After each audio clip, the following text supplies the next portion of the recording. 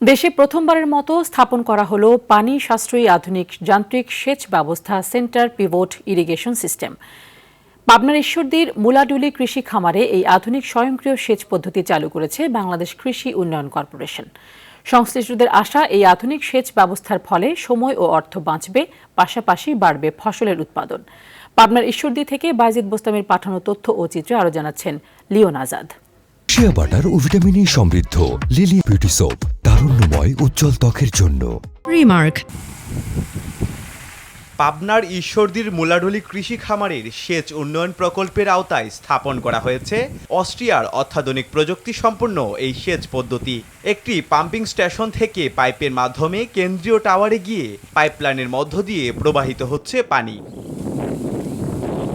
এই প্রযুক্তির মাধ্যমে অল্প সময়ে কম পানি ব্যবহার করে উঁচু নিচু জমিতে সমানভাবে সেচ দেয়া যায়, যা উৎপাদন বাড়াতে সাহায্য করবে বলে জানালেন খামার ব্যবস্থাপক। এটাকে উত্তরোত্তর লাভবান করা সম্ভব। এতে আমার সময় এবং শ্রমিকের খরচ অবশ্যই কম হচ্ছে। এই সেচ পদ্ধতি পানি সাশ্রয়ের পাশাপাশি কৃষিক্ষেত্রে নতুন দিগন্তের সূচনা করবে বলে মনে করেন এই কৃষিবিদ।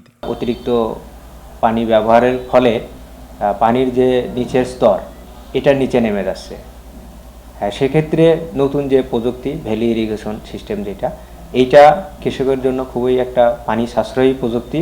আধুনিক সেচ যন্ত্র 24 ঘন্টায় 150 একর জমিতে সঠিকভাবে সেচ দিতে সক্ষম বলে জানান বাংলাদেশ কৃষি উন্নয়ন কর্পোরেশনের কর্মকর্তা।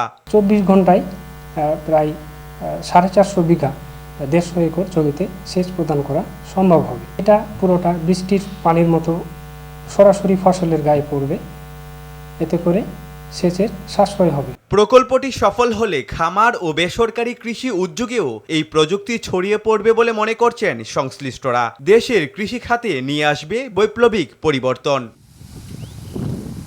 Leone Azad, RTV।